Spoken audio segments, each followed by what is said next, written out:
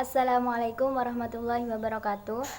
Kami dari kelompok 11 akan mempresentasikan tentang bab rohen atau gadai. Di sini saya sebagai moderator sekaligus pemateri ketiga. Perkenalkan, nama saya Robiatul Maulidia, NIM 117, dan rekan saya ada Afidatul Mutahara, Andriatul Zuliana, dan Nur Jamila. Selanjutnya saya serahkan kepada pemateri yang bertugas. Assalamualaikum warahmatullahi wabarakatuh. Nama saya Afidatul Mutaharoh, NIM 189. Di sini saya akan menjelaskan mengenai konsep rahan atau gadai. Jadi, rahan adalah menahan salah satu harta milik si peminjam atas pinjaman yang diterimanya, di mana barang yang ditahan itu harus memiliki nilai ekonomis. Nah, ada definisi lain di mana gadai atau rahan itu adalah jaminan atas barang yang dapat dijual sebagai jaminan hutang dan kelak nantinya dapat dijual untuk membayar hutang jika kita tidak bisa melunasi hutang kita. Nah, lebih singkatnya seperti ini. Semisal ya, contohnya saya ingin meminjam uang di Pegadaian. Nah, syaratnya saya itu harus menggadaikan BPKB motor saya. Sudah kan saya menggadaikan BPKB saya. Fungsinya BPKB di sini adalah sebagai jaminan. Apabila nanti saya itu nggak bisa melunasi hutang saya, maka BPKB saya akan dijual dan digunakan untuk melunasi hutang saya. Istilahnya gadai itu kayak kita itu minjem uang, tapi kita itu harus ngasih jaminan sebagai istilahnya itu kayak sebuah ikatan gitu antara si peminjam sama pemberi dana. Seperti itu. Kurang lebih itu yang bisa saya sampaikan. Wassalamualaikum warahmatullahi wabarakatuh. Assalamualaikum warahmatullahi wabarakatuh. Perkenalkan, nama saya Andriatul Juliana, NIM 145. Di sini saya sebagai pemateri kedua, yaitu akan mempresentasikan konteks hadis tersebut. Hadis di atas menegaskan Rasulullah SAW pernah melakukan hutang piutang dengan orang Yahudi untuk sebuah makanan. Kemudian beliau menggadaikan atau menjamin baju besinya sebagai penguat kepercayaan transaksi tersebut. Hal ini menjelaskan diperbolehkan meminjam dengan sistem gadai selama ada sesuatu yang berharga untuk digadaikan. Merujuk pada hadis di atas, dapat disimpulkan bahwa hukum gadai itu boleh, sebagaimana dikatakan oleh T.M. Hasbi As-Siddiqi bahwa menggadaikan barang boleh hukumnya baik di dalam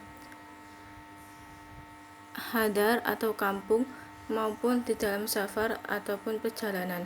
Hukum ini disepakati oleh umum mujtahid. Sekian penjelasan dari saya. Wassalamualaikum warahmatullahi wabarakatuh. Assalamualaikum warahmatullahi wabarakatuh. Saya Robiatul Maulidia, NIM 117. Di sini saya akan menjelaskan tentang aplikasi rohan dalam perbankan. Nah, dalam perbankan syariah, aplikasi rohan itu dibagi menjadi dua. Yang pertama sebagai produk pelengkap. Nah, dalam produk pelengkap ini artinya sebagai akad tambahan atau jaminan terhadap produk lain, seperti dalam pembiayaan bai'al murabahah. Nah, bank dapat menahan nasabah sebagai konsekuensi akad tersebut.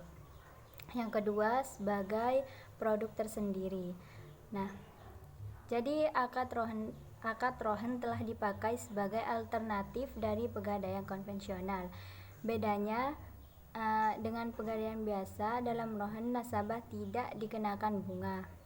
Yang dipungut dari nasabah adalah biaya penitipan, pemeliharaan, serta penjagaan, dan juga penaksiran. Perbedaan utama antara biaya rohan dengan bunga adalah dari sifat bunga yang bisa berakumulasi dan berlipat ganda, sementara biaya rohan hanya sekali dan ditetapkan di awal saja. Mungkin hanya itu dari saya, kurang lebihnya mohon maaf. Wassalamualaikum warahmatullahi wabarakatuh.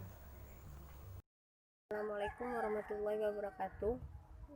Baik, di sini saya sebagai pemateri terakhir akan sedikit menjelaskan tentang problem rahan. di mana rohin atau gadai itu sendiri adalah jaminan atas barang yang dapat dijual sebagai jaminan hutang. Nah, sedangkan untuk problem rahannya sendiri itu diantaranya: 1. Resiko tak terbayarnya hutang nasabah. 2. Resiko penurunan nilai aset yang ditahan atau rusak. Dimana di sini sudah ada 2 problem dan sudah dijelaskan bahwasanya murtahin atau penerima barang mempunyai hak untuk menahan marhun atau barang sampai semua hutang rahin atau yang menyerahkan barang tersebut dilunasi. Pada prinsipnya, marhun tidak boleh dimanfaatkan oleh murtahin kecuali atas izin rahin dengan tidak merugikan nilai marhun, dan pemanfaatannya itu sekedar pengganti biaya pemeliharaan dan perawatannya.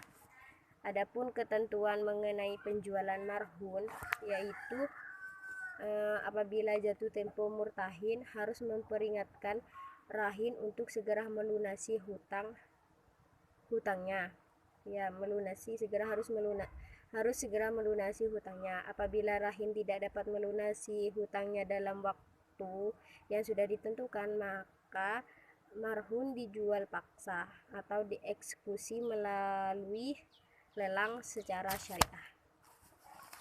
Hasil penjualan marhun digunakan untuk melunasi hutang, biaya pemeliharaan dan penyimpanannya yang belum dibayar serta biaya penjualannya tersebut. Kemudian kelebihan hasil penjualan menjadi milik rahin dan kekurangannya menjadi kewajiban rahin. Sekian penjelasan atau pemaparan dari saya mengenai problem rahin. Kurang lebihnya mohon maaf. Wassalamualaikum warahmatullahi wabarakatuh.